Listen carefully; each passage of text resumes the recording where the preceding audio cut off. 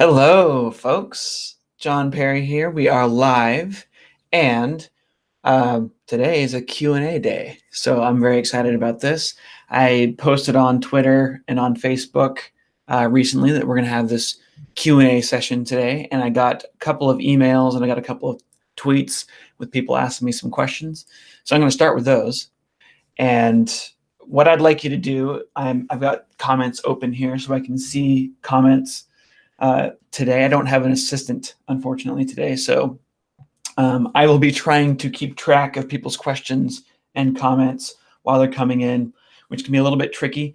If you do @stated casually before you send your question, it'll highlight orange for me so I can see it a little bit better. Please only use that if you actually have a question or a comment that you'd like me to talk about. Otherwise, just chat with each other as normal in the chat. Let's see, I've got top chat on. I need to have live chat so I see everything. Okay. All right. Looks like we got some people watching. So the first question comes from Jordan. Let me pull open my slides. And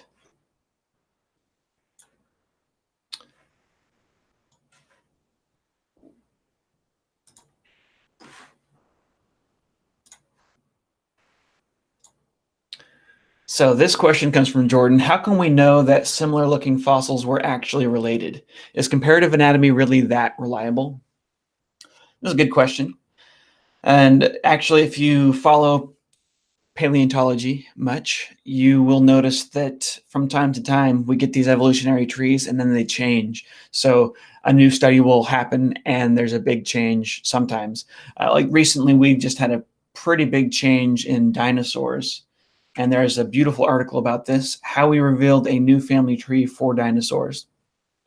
And I think before I dig into this article and kind of explain a little bit about how paleontology works, it's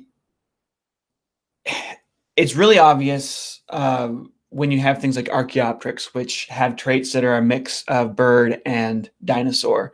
It's pretty obvious where they fit in general on the tree. But we actually have a lot of difficulties when things are closely related, trying to figure out who's most closely related to who. This can be really tricky, especially if we don't have DNA. And this has been a problem that people have been dealing with since the beginning of trying to study fossils. And since the early days of evolution, we're just comparing modern animals to each other to see who's most closely related to who. And it's especially true with organisms that we're not super familiar with. We're actually pretty good at doing this with mammals, but we're not so good at doing it with insects, for example, because we're just not, being mammals, we're really good at seeing similarities and differences between different mammals, but we have difficulties when we look at bugs to really figure out the similarities and differences. And so recently, as mentioned, there was kind of a fairly large change in dinosaurs. Who's most closely related to who in the dinosaur family tree. We've known what dinosaurs were for a long time. We can tell dinosaurs from non-dinosaurs quite easily, but within the world of dinosaurs, it's been fairly difficult. In the past, people kind of grouped meat eaters together and plant eaters together, and there was a hip feature that we used to distinguish one group of animals from another. And having one major trait like this, the hip bone, to distinguish family groups that was kind of typical in the past with fossils, mainly because one of the problems with fossils is that you only have a couple of bones. So it's really hard to compare entire animals against each other because all you have are bones, and normally all you have is a couple of bones. And so you need to find, if you've got like 5 species and you want to figure out which one's most closely related to which other ones, you need to have the same bones present in all of them, and you need to compare those bones to each other to try and figure out which ones are more similar and which ones are more different. So that's been a problem in the study of fossils for a long time. It's like the fossil record is incomplete, and the specimens that we do have are often, we only have a couple of bones from this animal, or part of the skull, or part of the skull and part of the vertebra. So what we've needed to do is really just build up our data set, collect lots of fossils. So right now we have something like 25 specimens, pretty good specimens of T-Rex, for example. I think maybe it might even be more than that. And even though none of them are complete skeletons, together, all of them represent almost a complete skeleton. So we know the anatomy of T-Rex. We know it very well. And having that much data allows us to start comparing it really, really closely to other organisms in the fossil record. So in this article here, which it's really nice overview, it was in The Guardian, how we revealed a new family tree for dinosaurs.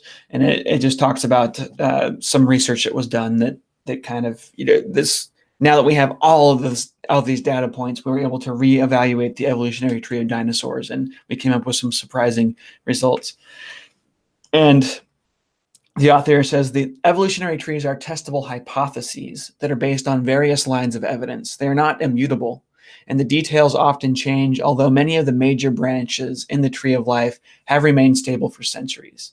This doesn't imply that work on these groups has ended or that we've arrived at the correct tree, but that teams of researchers have yet to find better explanations for the massive evidence gathered throughout the history of the subject. So like I said, Archaeopteryx definitely represents a transition between dinosaurs and birds. We've known that for a long time, but if you look at older textbooks, they'll say that Archaeopteryx is a transition between reptiles and birds, because we didn't know exactly what type of reptile it was transitioning from. As we began to understand more about dinosaurs, it was very evident that Archaeopteryx, the specific type of reptile that these birds emerged from, was theropod dinosaurs. So as time moves forward, we're able to get more and more detail. But the overall placement of Archaeopteryx, for example, has not changed. Archaeopteryx is this transition between reptiles and birds. More specifically, now we know theropod dinosaurs and birds. But these larger groups are pretty easy to tell apart, but the finer details within these groups are really difficult. It can be really difficult.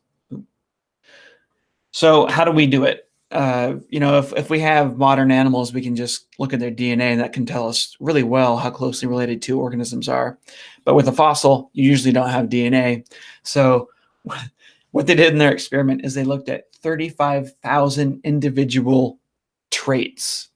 And so these traits might be features that on a bone that represent a muscle attachment, the bone's overall shape, the number of teeth.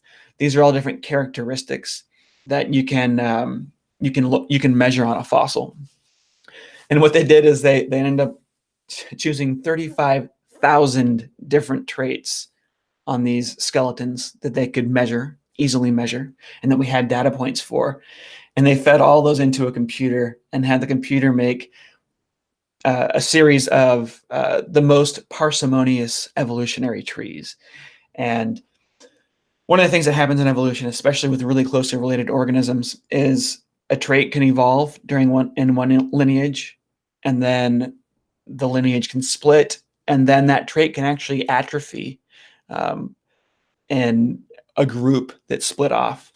Traits can form and then atrophy throughout evolutionary time, and this can cause some really weird puzzles when you're trying to build an evolutionary tree. And so what you have to do is you have to use as many possible character traits as you can to create these trees, and then find the trees that that fit the data the cleanest. And so these computer programs they'll create thousands of possible trees, and then they'll give you like the most probable 3 or the most probable 10. And then you can study those more in depth and figure out which ones make the most sense. And this is what we have. So like if you look at the human evolutionary tree, I think there's 3 of them right now that are commonly used. And they're the 3 most cleanest trees that we have. and we're not sure which one's right. Uh, we it's really hard to tell when two species are super closely related, or when you have like 3 or 4 species that are really closely related, which ones are closest. But this is how we do it. We use as many possible character traits as we can to create these evolutionary trees. So let's see, back to Jordan's question here. How can we know that similar looking fossils were actually related? Is comparative anatomy really all that reliable? Comparative anatomy is reliable, but only to a certain degree. And that's why we have to use thousands of traits in order to try and figure out who's most closely related to who. And yeah, that's what paleontologists do. So hopefully that answers that question for you. Let me see if we got any comments related to that. Let's see.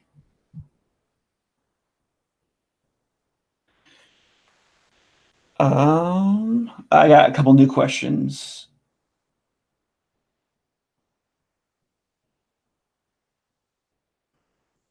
Let's see.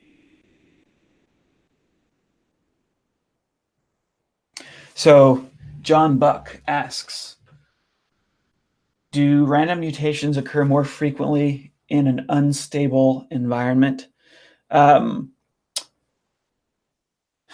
that actually depends on a lot of things. There are some microbes that have evolved sets of proteins that will just go crazy when the organism is stressed. So I guess you could say yes. So basically, what happens? Our genomes are littered with what are called transposable elements, and these are, you could think of them as viruses, as parasites. They can make copies of themselves within your genome, and you've got all of these systems in the genome to try and keep these things at bay.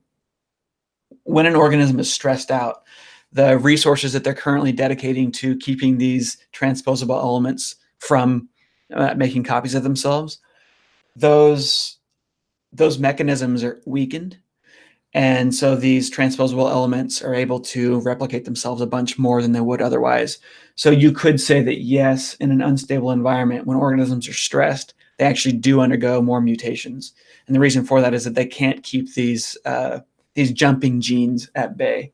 So yeah, there are actually more random mutations for many organisms, especially microorganisms, when they are highly stressed. And there actually might be some evolved mechanisms. There's some speculation that some organisms actually have mechanisms that are normally dormant, and when they're stressed, they just start causing mutations in the genome as kind of like a last ditch effort before going extinct. It's kind of a more rapid trial and error, but that's kind of a controversial. It looks like more what's happening is that these transposable elements are just let loose and they get to do what they want when an animal is stressed, when an organism is stressed.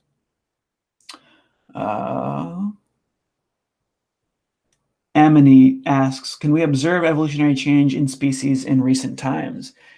Yes, we can.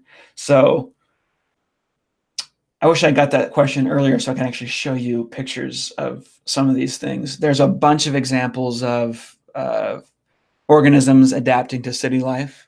So different plants changing their morphology so they can grow really well in cracks and cement.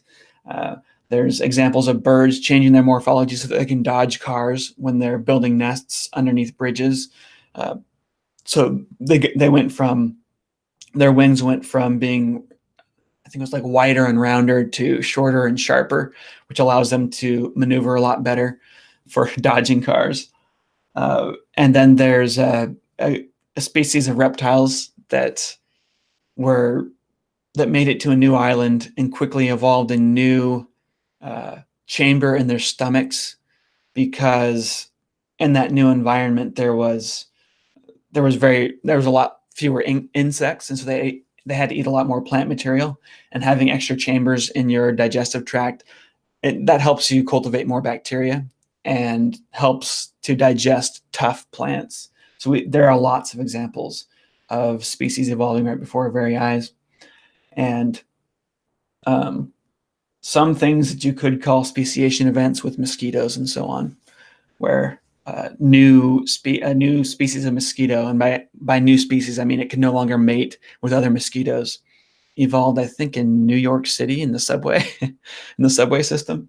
So the time of year, the triggers that they use for mating time changed when they were living in the subway, because they didn't have the same cues as the mosquitoes that are living on the surface do with day and night cycles. And they actually evolved so out of sync with the other mosquitoes that they can no longer breed with them.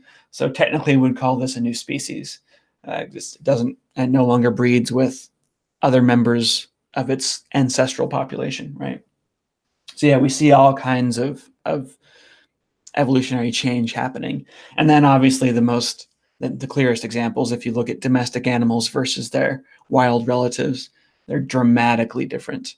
And I've got a fluffy little dog in the other room that proves that quite well. Let's see. James says your grandmother was a deuterostome. It's true. I am also a deuterostome.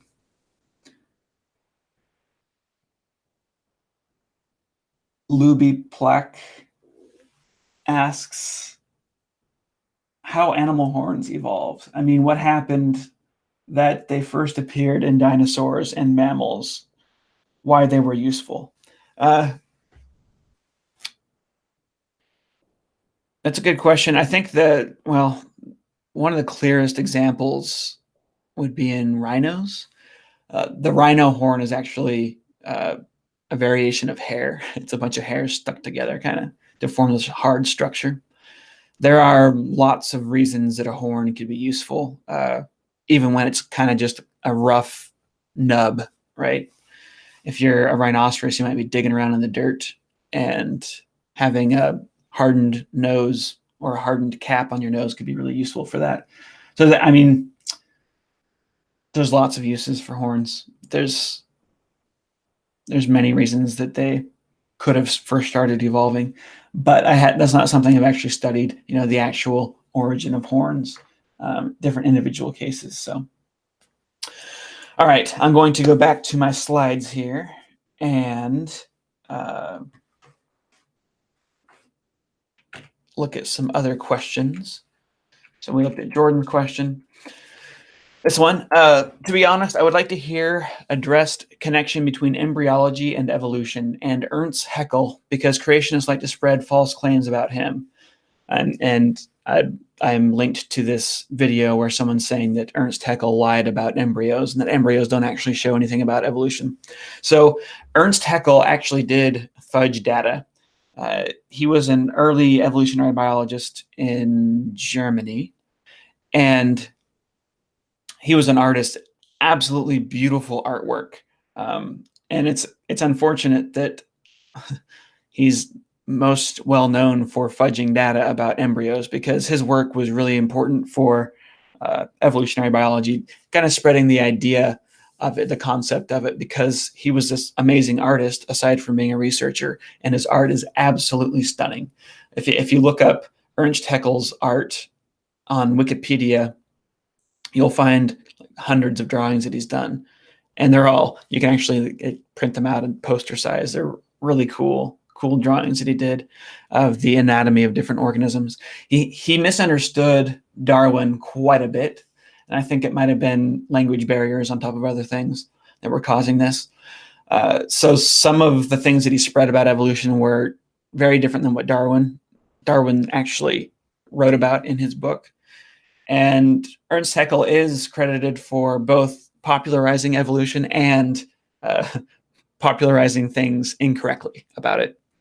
And one of those things is this thing that he taught about embryology. He believed that embryos showed every single step of an organism's evolution. So if you look at an embryo at different stages, you're seeing different stages in an organism's life. And he kind of fudged these drawings to prove that. Now, That's not actually how evolution works. Evolution does work by tweaking with embryos a lot. I mean, mutations that slightly change how an organism develops can cause dramatic changes in the adult form, right? But it's not like evolution works by simply adding extra steps onto an embryo that's already there. Evolution can also take steps away. It can stretch out steps in the middle, make certain steps longer, make certain steps shorter. There's all sorts of different things that evolution can do to an embryo throughout evolutionary time. And because of that, you don't see just a perfect step-by-step evolutionary transformation from single-celled zygote to mature animal. You just don't see that. There's all sorts of weird things that happen. But studying embryos is still extremely important. And what creationists are doing here, it's just a silly little trick. They've found that Ernst Haeckel lied about this, and therefore they try to get their viewers to believe that all biologists are always lying whenever they show you embryos. Well, and they also say that they just lie and show you these drawings. Well, that's the stupidest thing ever. So these are his drawings that he fudged. But look, these aren't drawings. These are actual photographs of actual embryos. On the left is a dolphin. On the right is a human embryo. And you can see here that you've got front arms and hind legs growing in the dolphin. And you've got the hind legs and the front arms in the human here. You've also got a tail going on in the human, not as big as in the dolphin, clearly, but you got a little tail going on there. We are extremely similar to other mammals, especially, but even all tetrapods, we are extremely similar to all tetrapods, and even all fish. When you look at our development from an embryo, and there's a lot we can learn about evolution by studying embryos. The trick is, throughout evolutionary time, certain steps were deleted in the middle, in the beginning. Certain things were stretched out, so it's a lot more complex than Ernst Haeckel, claimed that it was. But it's an extremely important part of studying evolution. We call this evo-devo, evolutionary development, and we study the different organs that develop in an embryo, when they develop. We study how cell death happens.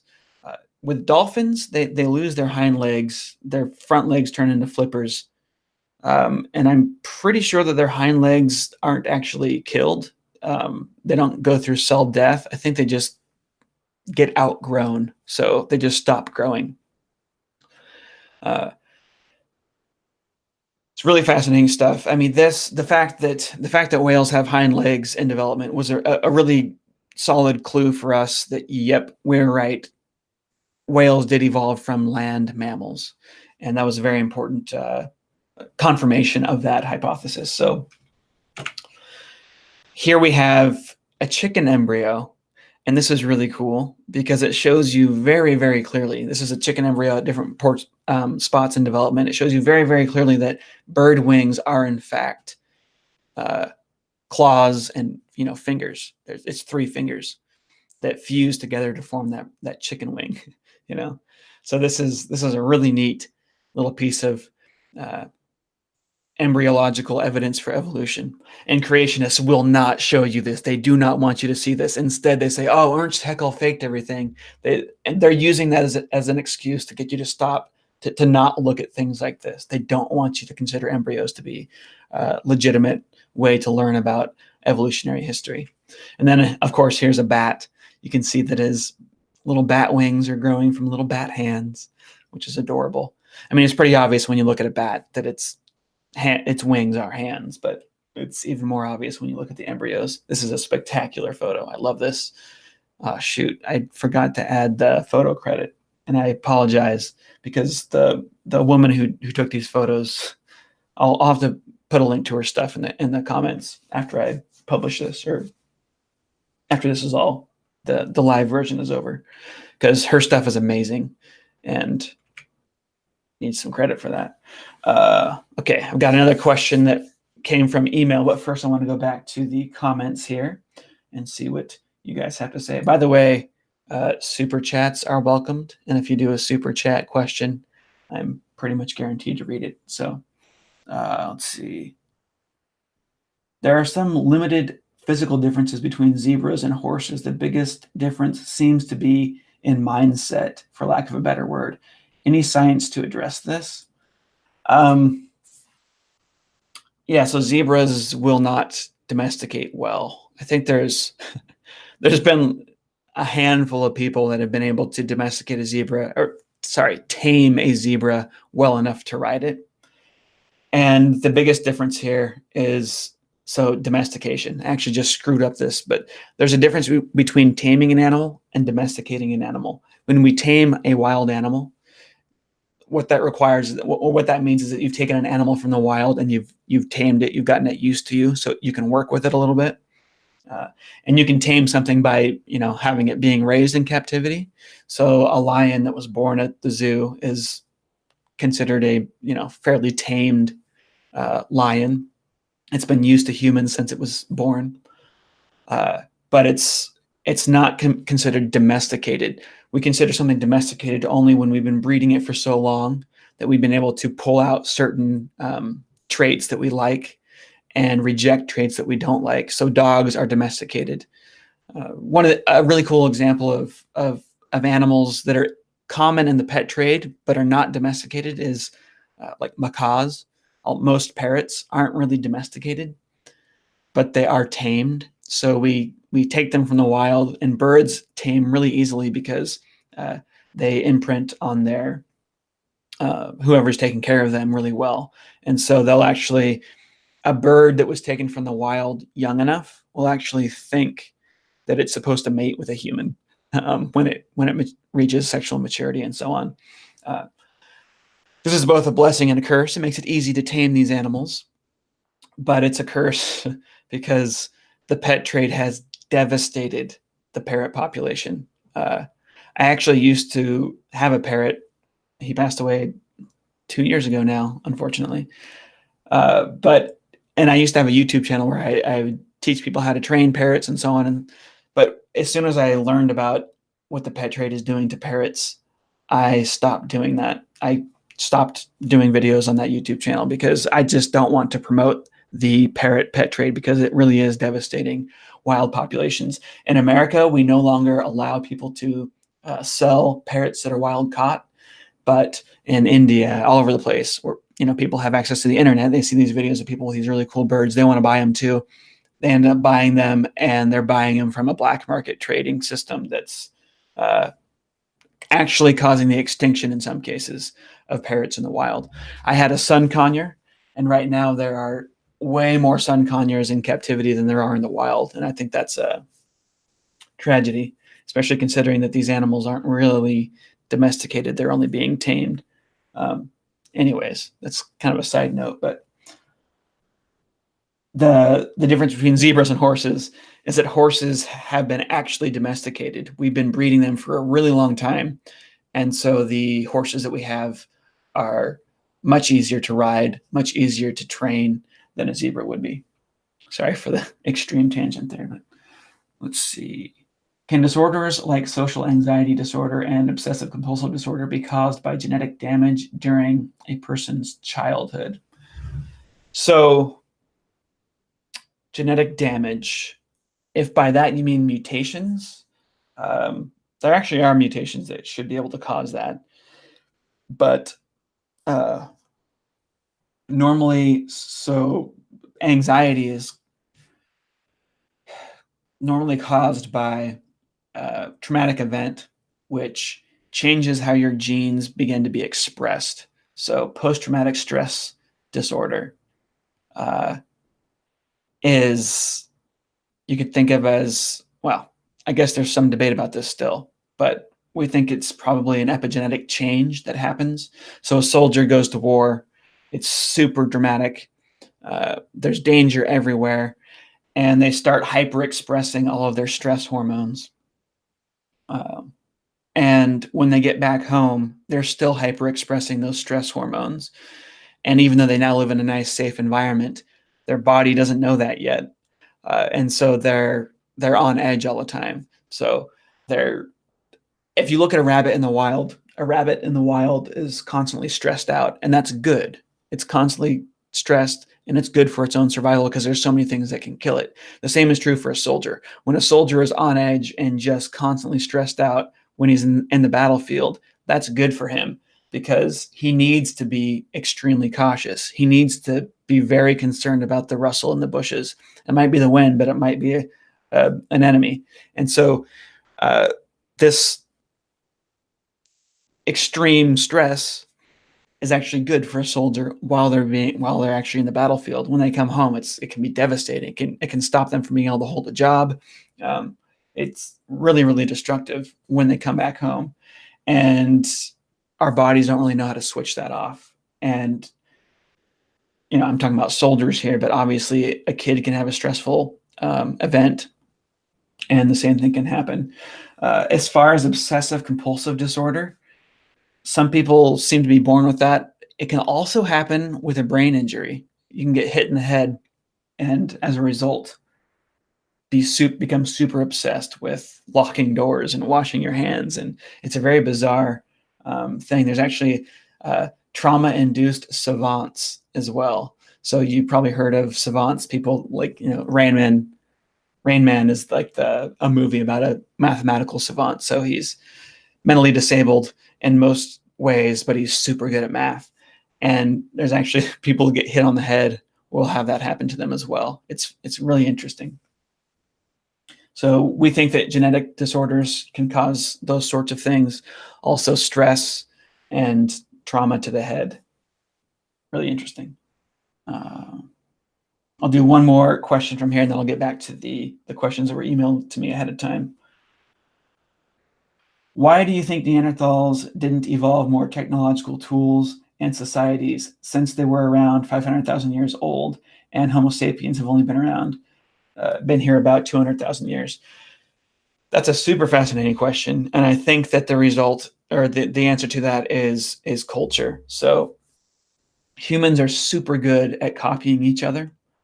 Our brains are actually Neanderthals actually had larger brains than we do, but for some reason we have this really good skill for copying each other, and that gives rise to culture. And culture, Neanderthals also had culture, but apparently we were better at copying each other than Neanderthals were. And that's one of the speculations. Maybe that's why we did better than they did, but it could have been anything. It could have been a fluke accident. Maybe they got a disease that weakened them, and then we were able to beat them in battles and so on. It was a disease that they got and we didn't. And we see this this is why Europeans were able to conquer North America, is because not actually because they had guns and the natives were fighting with what Europeans consider more primitive weapons. It was mostly because the Europeans brought diseases here that the Native Americans could not deal with. And that's why Europeans were able to win so many wars. This might have been the same thing that happened with Neanderthals. We don't know. There's very little data and lots of speculation.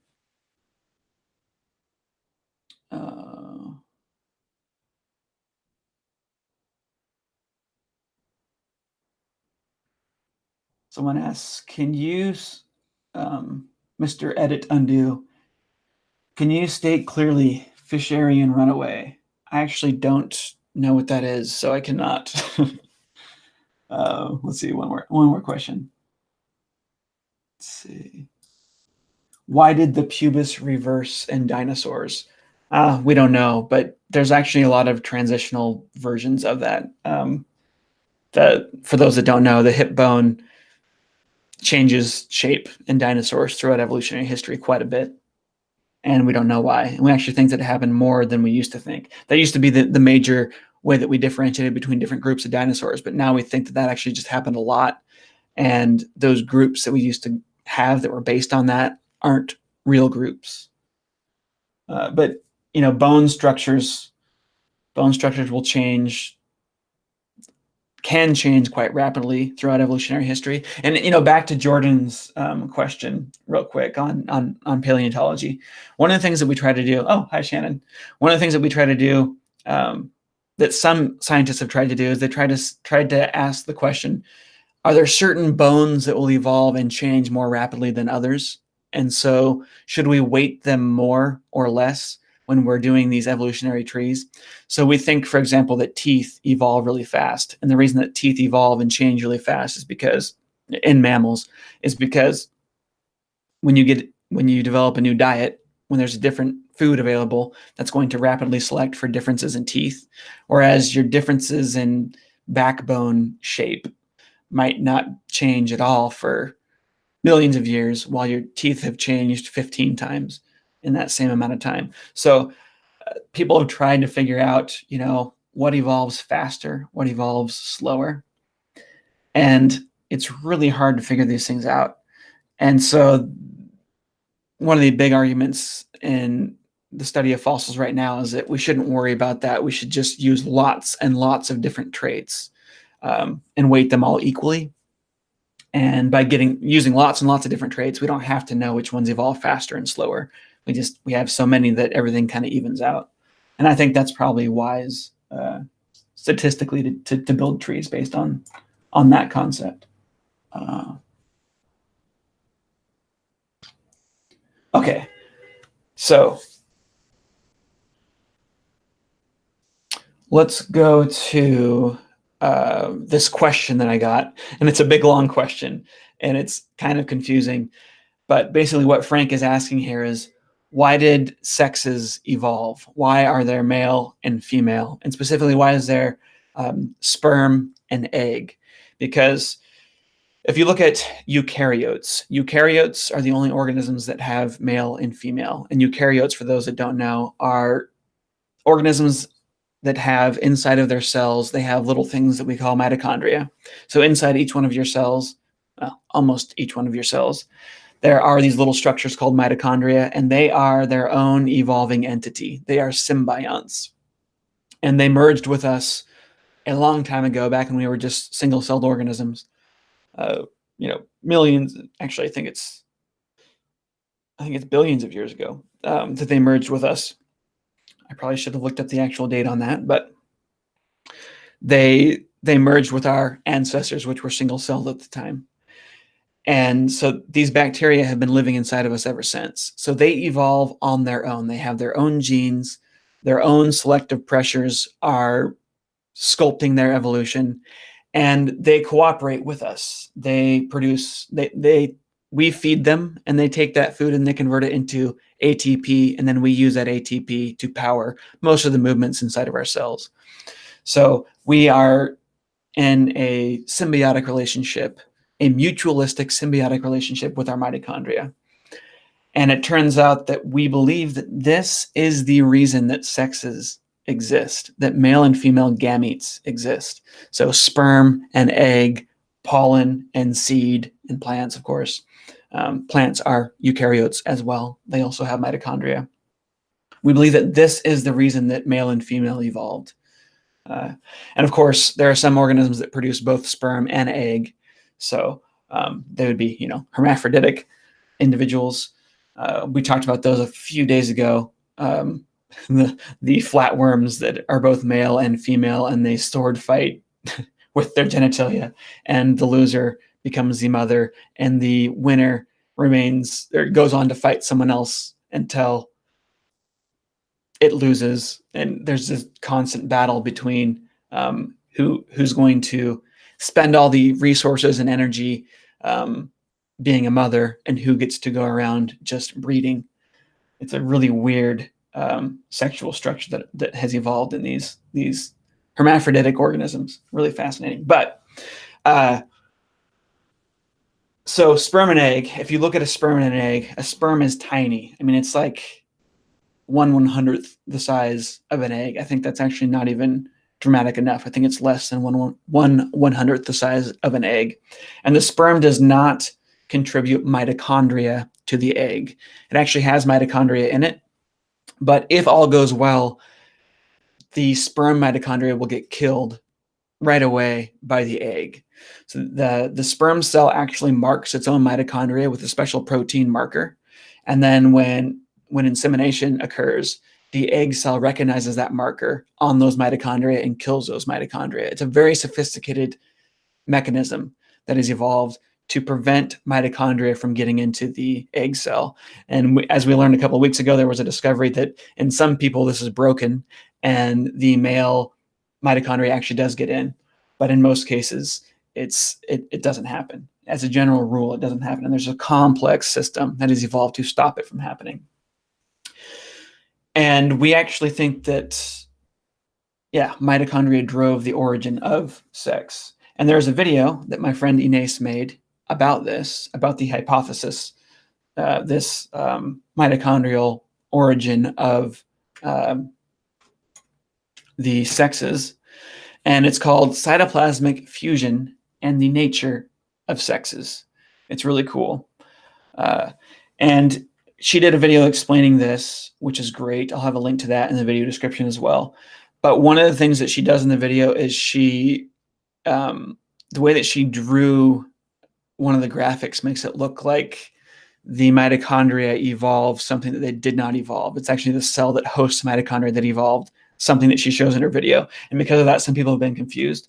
So this is how we think that sexes evolved. And we think, by the way, we think that male and female have evolved multiple times. The male and female gametes, sex cells, have evolved multiple times. So step one is you start out with two sex cells that are identical. So they're the same size. They both have mitochondria in them, and they fuse together to produce a zygote.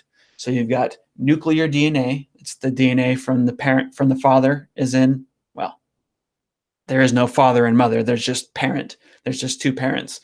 So from parent A, it's got its own nuclear DNA. From parent B, it's got its own nuclear DNA, and they both have mitochondria, and these cells fuse together, and they create an embryo, and that will start to develop into an organism. And early on, when this first evolved, when sexual reproduction first evolved, we assume that both sex cells were identical in size and essentially in content. But then mitochondria, if you have mitochondria that are evolving in different organisms, they're going to have different traits. They're going to have different mutations. And so when they come together inside of a fused cell, so the parent A, its sex cell fuses with the sex cell from parent B, those mitochondria that are in there are going to be different from each other. And it's just a matter of time until one develops the ability to recognize a foreign mitochondria and kill it. It's just a matter of time. We know this from just mathematical equations on the way that bacteria evolve. We know that mitochondria will eventually evolve the ability to notice foreign mitochondria and kill them. Well, these types of battles that would be happening inside of a cell where the mitochondria are going to war with each other, this would be devastating for the host because it's got a battle inside of it. And these mitochondria, it needs them to help it produce ATP. It doesn't want them wasting energy fighting a stupid war inside of it for who gets to dominate the cell. And for reasons I'm not going to go into mitochondria that are siblings to each other would not battle each other because of a process called kin selection. But mitochondria that are not really closely related to each other will eventually evolve the ability to fight each other. So step one in the origin of sexes is the mitochondria start fighting, and this becomes problematic for the host. Step two, a host cell in the population evolves the ability to suppress its mitochondria's fighting abilities. So it stops its mitochondria from being able to battle the other mitochondria after fusion, and it causes its mitochondria to always lose that battle. So a battle will take place, but the mitochondria from this new host type of host cell, its mitochondria will always lose the battle really quick, and then peace will break out, and the mitochondria can start supporting this embryo as it develops. So that is step two in the evolution here. And if you look at this paper, they show mathematically how all this works.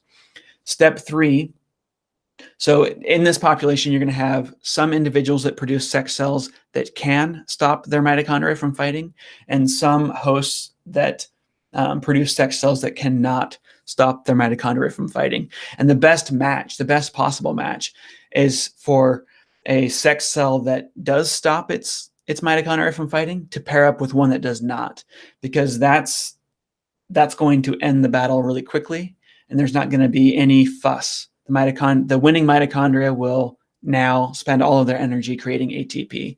If two sex cells come together that are both suppressing their mitochondria's ability to fight, the mitochondria are going to be perpetually stressed by being in the presence of foreign mitochondria. This can actually cause lots of problems because mitochondria, when a mitochondria is injured, it will merge with another mitochondria and check its genome against that one's genome, and it will do this to correct any sorts of mutations that happen during its injury.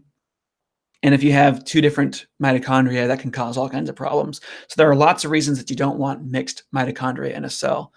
So step 3 is that the hosts find a way to recognize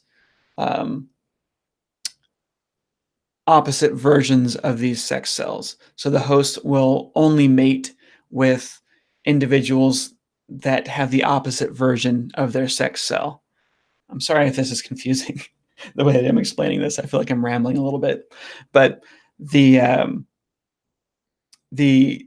suppressing host cell will only mate with a non-suppressing host cell to create offspring. So that's the third step in the evolution of sex. And at that step, you have genuine sex. You have sexual dimorphism in the production of sperm and eggs. You have the origin of sperm and eggs. And there are very, very few eukaryotes that do not have sexes, that do not have male and female. There's a couple that have extra sexes. I think there's some fungus, I think, that have like 5 sexes. And here, when I'm talking about sex, male and female, I'm just talking about, do you produce sperm or do you produce eggs? And of course, there are hermaphroditic species as well that produce both sperm and eggs. But if you look at those sperm and eggs, it's really just sperm and eggs. There's nothing in between. It's just sperm and eggs. That's the norm for all eukaryotes. These extreme differences in sex cells. So the paper talks about that. The part that in Inés's video that's confusing is that it's very important. It's the nuclear genome that ends up evolving the suppressor gene. It's bad for the host cell when the mitochondria are fighting. So it's the host cell that will evolve the ability to stop this fighting. The way that she drew it, it made it look like the mitochondria evolved a way to stop themselves from fighting each other. That's not what happens. The host will find a way to stop the mitochondria from fighting. So that was the confusion there. I've got a couple more questions that come from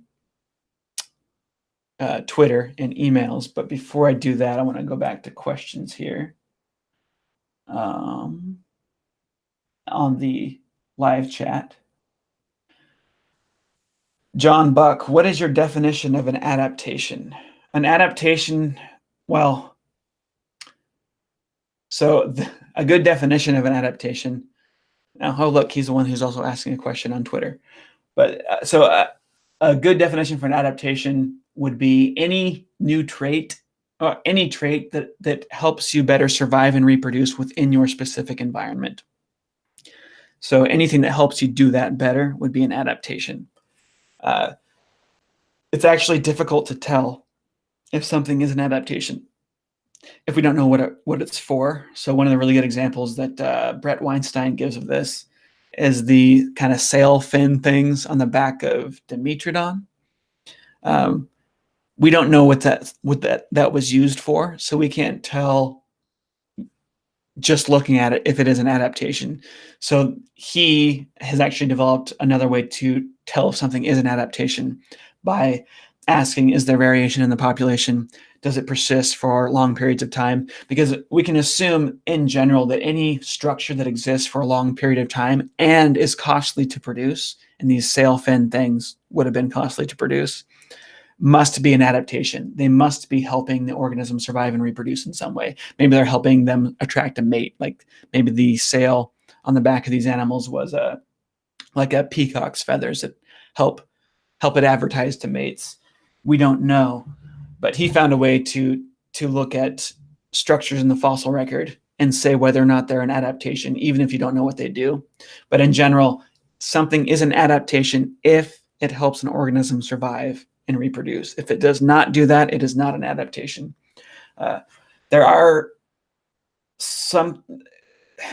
There's another thing that you might want to consider an adaptation, but it's technically not, and that is a symbiotic relationship. Like when mitochondria came in contact with their host cells for the first time, you could say that was an adaptation because the mitochondria can produce this ATP better than the host cell could, and so it was a benefit. But this is a weird type of adaptation. It's not really an adaptation that evolved in the host. It's an adaptation that emerged from a symbiotic relationship. And I don't know if you would call that an adaptation. I don't know if there's another word for that or not. If anyone does know that, if any evolutionary biologists that are watching know of a special word for adaptations that are actually just a result of a merger between two different organisms, let me know, because you could call that an adaptation, but it's really a result of mutualistic symbiosis. Let's see. What are your thoughts on humans guiding our own evolution? I assume you're asking about through like CRISPR-induced mutations, so genetic engineering. We already do guide our own evolution in lots of ways. Any animal that can choose its own mate is guiding its own evolution, you could say, because oh, I want to mate with that one, not that one. Well, that's an organism guiding its own evolution, you could say. But now that we can do this with technology, we can actually edit out mutations and edit in different mutations that we prefer. That's going to be really weird and really interesting. And in general, I think it's probably going to be a bad idea. It's going to cause lots of new problems. It's also going to it could rid us of genetic diseases, but it can also cause all sorts of unforeseen problems. I mean, it's a brand new thing, and it's most likely going to cause problems in the short term, which we might not resolve until it's too late. I think it's dangerous, super interesting, fascinating, also dangerous. The ethics are not worked out. The problems that could happen because of this are not fully foreseen. Probably a bad idea, but as is the nature of science, there's nothing we can do to stop it because we know how to do it. And no matter what, even if the world signs a treaty saying we will not genetically modify humans, someone's going to do it anyways. The technology is now available. We can't do it very well. We can't do it very wisely right now. We don't know enough about how genes code for phenotype, how genes code for different traits in us to even do anything interesting. We could change eye color. We could change a couple of things, but a lot of the things that humans find most important, we actually don't even know how genes code for those things. We don't know how genes give rise to intelligence and so on. So, yeah, it's going to be a mess, and it's also inevitable. So we can all look forward to that. I mean, the one thing that could stop it is some sort of war that knocks us back into the Stone Age. That would stop us from doing it. But that's also arguably much worse than us genetically modifying ourselves. So it's going to happen. Probably a bad idea, but we'll just watch and see. Let's see. What cognitive triad asked, what happens to a human who has mitochondria from their father? So in general, because it's so rare, we don't think that the mitochondria are even able to recognize each other. You are susceptible to mitochondrial deterioration faster because, as mentioned, mitochondria pair up with each other and test mutations against each other if something bad has happened to them. Periodically, mitochondria will fuse and their genomes will be tested against each other for mutations. And so if you have father's mitochondria and mother's mitochondria mixed, that process is going to be screwed up a little bit. So we would predict that they're going to have higher rates of mitochondrial diseases. So just, malfunctions in mitochondria. I don't know that that's been observed, though. It's super rare. I think there's like 14 cases of it that we've been able to find. Don't quote me on that number, but whatever the number is, it's super low, and we don't really know what's happened. But our models predict that if this happens regularly, you will have mitochondria eventually evolving the ability to recognize foreign mitochondria, and they will start to, battle each other. So that would be very, very bad for the host.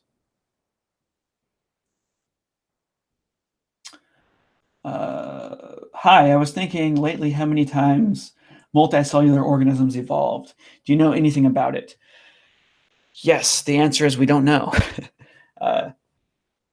Eukaryotes seem to have evolved once. So this merger between mitochondria and the host cell seems to have happened just once for mitochondria, but there's actually lots of different symbiotic, endosymbiotic relationships that have emerged.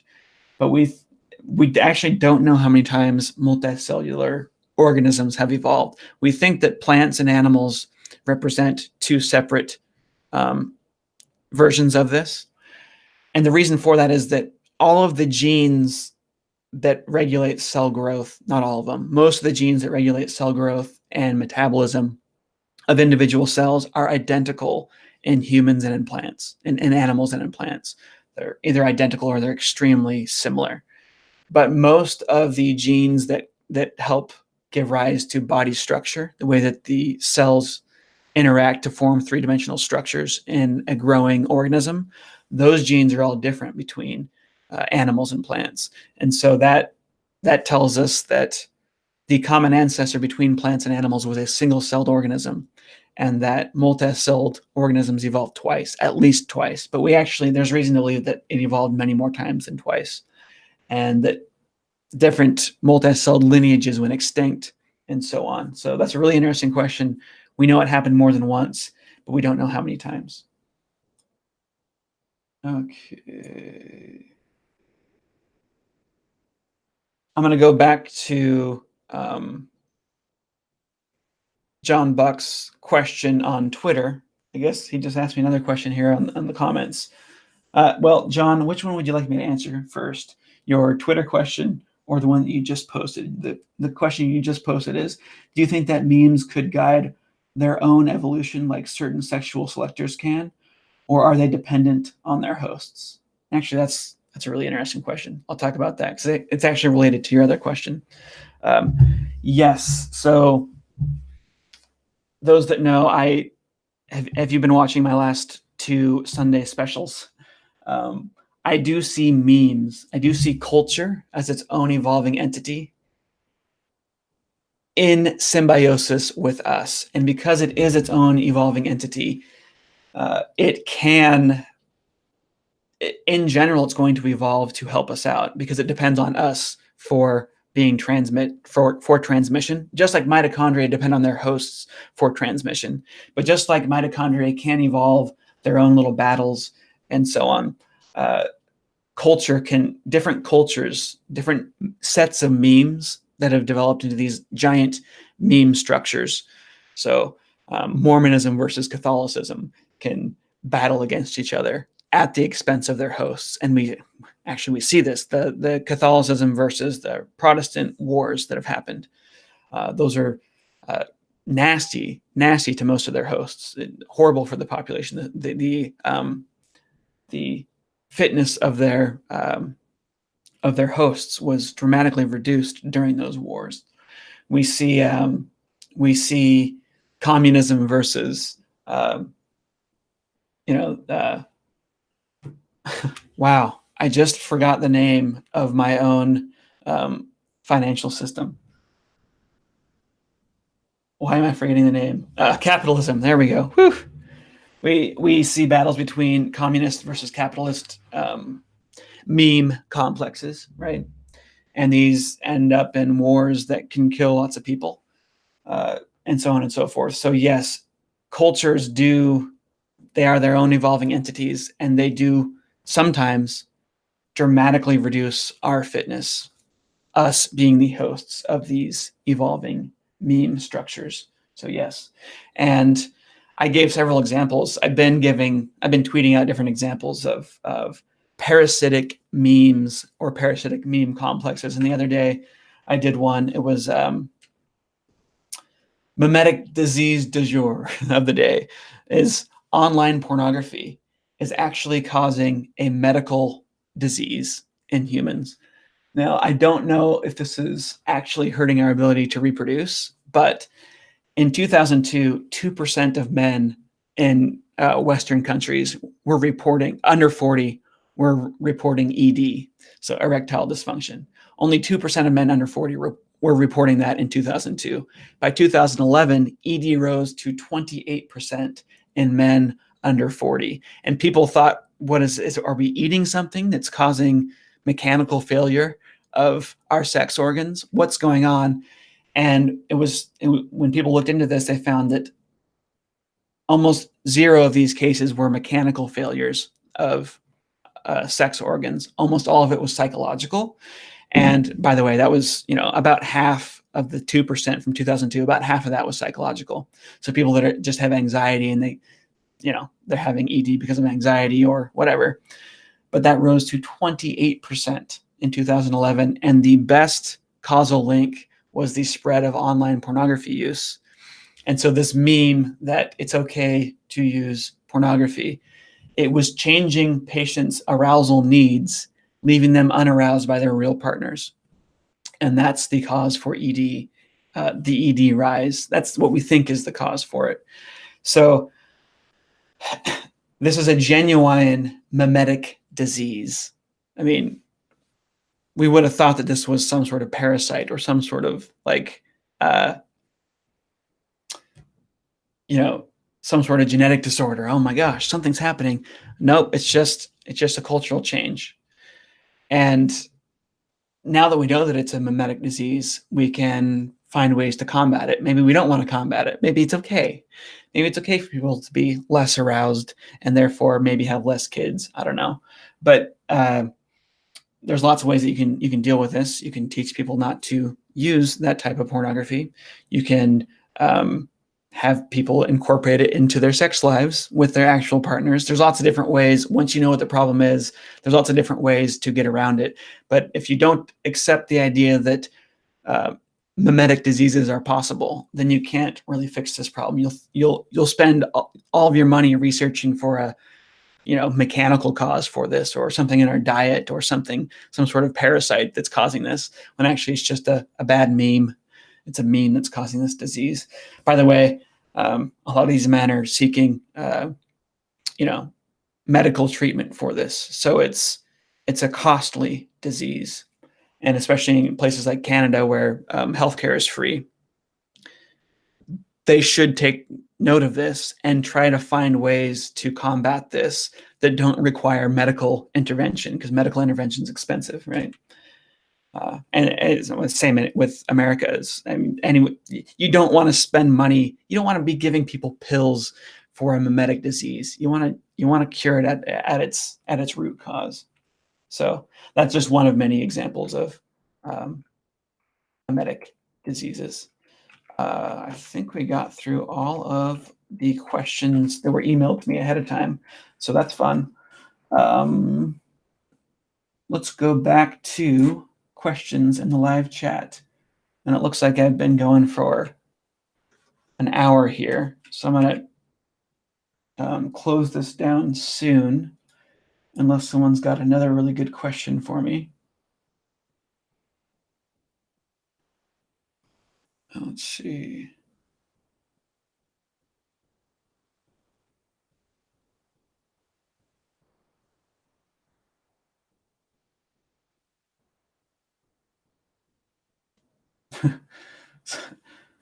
I guess we're on sex topics today, which is fine. I do apologize to everybody that started watching this channel because of all. I know a lot of people are watching this with their young kids because I did stuff on aliens early on, and I've gotten some emails with people like, "Hey, you kind of switched to more adult content." Um, that's kind of the nature of evolution, right? Evolution is about reproduction. So sorry if I surprised people with that. I didn't intend to surprise you, but um, talking about sex is an important thing when we're talking about evolution. So I just got asked, what are some interesting evolutionary mysteries, for example, like the mystery of the origin of the female orgasm? Um, yeah, I haven't read much on that being a mystery. To me, it doesn't really seem like much of a mystery. I mean, it doesn't seem like any much more of a mystery than men having nipples, right? It seems to me that the best way to explain that is the fact that all of us start out as females when we are embryos, and we actually have ovaries. We all start out our lives with vaginal canals. Actually, men and women start out that way, and the sex organs are actually identical at one point in time, and then they start to transform after that. So anything that men have, women have, it's just spread out differently, and vice versa. So to me, that women would have similar sexual experiences to men doesn't seem weird at all. That just seems like um, a result of our embryological history, the history of the division of male and female embryologically. And by the way, there's also, because that's the way that we develop, we start out as female and we develop. So we start out as female, but we have very underdeveloped uterus at that time. And uh, then when testosterone hits in a male, as a male is developing, the ovaries will descend, they'll turn into testicles. The labia will fuse, forming the scrotum and so on. That's why there's a seam down the middle of the scrotum. That's actually fused labia, in case you didn't know that. All of these different changes happen. And because of that, there's also intersex people, which are kind of a combination of male and female genitalia, though they usually have just sperm or eggs that they produce. There are rare occasions where there will be what's called an ovitesty.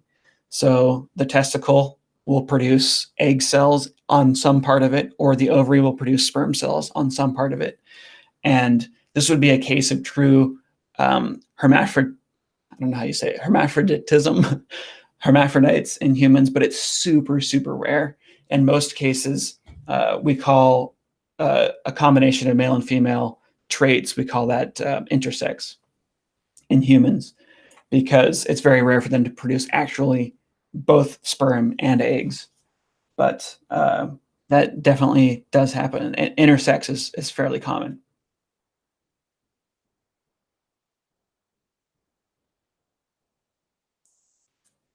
So,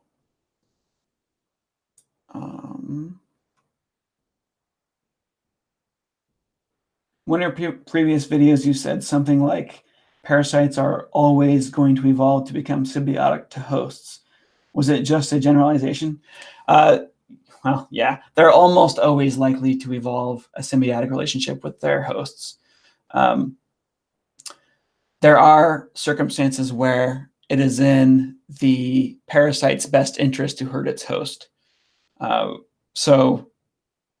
in general, they become benign. The reason that in general they become benign is because if a parasite always hurts its host and it becomes super successful, its host will become less and less successful. And eventually it'll be hard for that parasite to transfer from one host to another because there can be so few hosts, right?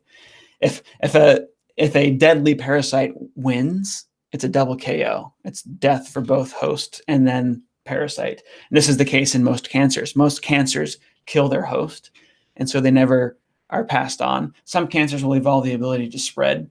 So in Tasmanian devils, for example, there's a type of cancer that has evolved the ability to spread from one Tasmanian devil to another. But now this cancer is actually evolving towards a benign nature. Hopefully it'll evolve fast enough that the Tasmanian devil does not go extinct. But dogs also have a transmissible cancer that works in the same way. And in general, parasites evolve to become benign because if they don't, if they're really nasty to their host will become less common in the world, and so will the parasite. But you can actually have a host and parasite locked in battle indefinitely under certain circumstances. Cholera is one of those where it's whenever you have dirty water system, cholera will evolve to become really virulent. It'll give its host really nasty diarrhea so that they contaminate the water. And even if it kills its host, it's no big deal because it's spread to 100 different people in the process of killing its host through severe diarrhea. But then in communities where where the water is really clean, cholera will evolve towards a much more benign relationship with its host, because the best way for it to spread if the water is clean is to make sure that its host goes to work and shakes hands with people and passes the disease that way. So you get this, a lot of diseases will go back and forth between being benign and virulent, benign and parasitic. Let's see.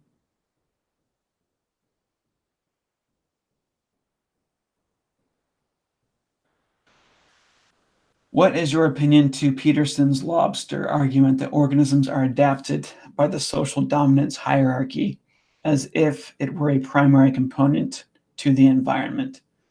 I'm not familiar with that argument, but if you had in an organism, if you had a social system that was really ancient, you'll definitely get genetic evolution that you'll actually get mutations that can help conform that. It can help organisms adapt to that.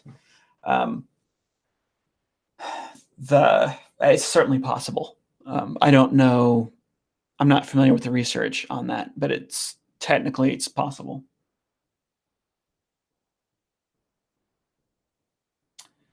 Do you have any resolutions for the new year? Actually, yeah, I want to produce a lot more Stated Clearly videos because this year I mostly did speaking events, client work, and I started doing Stated Casually a lot more. And I only published one video, one animation this year. So yeah, my goal next year is to do at least 6 animations. Animations are a lot of work, and like most of my animation work nowadays is for clients, and I want to change that next year and do a lot more for Stated Clearly. So that's my goal for next year. Well, I think I'm going to end that there. We talked about a lot of things. We talked about the evolution of sex, which, by the way, has become controversial. And hopefully I didn't say something that was horribly offensive today, but I should point out that sex and gender are 2 different things. Gender would be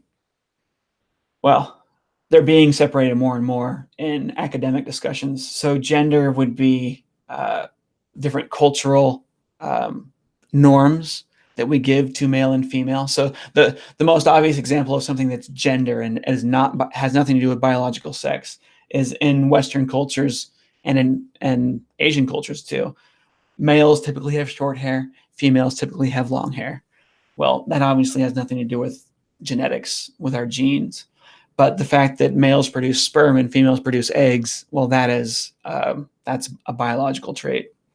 And so it's more and more important as we're really honing in on cultural differences versus biological differences that we differentiate between gender and sex. Biological sex being, sperm and egg, and secondary sexual traits like genitalia, and then eventually, when we go through puberty, all the differences that develop between men and women, differences in bone density, the height differences that are correlated to sex and so on. Of course, most of the differences after puberty that develop between males and females they're overlapping, like bone density, for example. In general, men have denser bones than women, but there are men that don't have very dense bones, and there are women that have very dense bones. So you have this overlap, but in general, there's a difference between the sexes there, and that's a biological difference. It has to do with the way that hormones are interacting with gene expression through puberty. So I should probably just point out that there is that difference, and it's important to make that distinction between sex and gender, because there are a lot of issues, especially social issues, that are problematic because people have not been recognizing that difference in the past. So it's important. Let's see, great stream.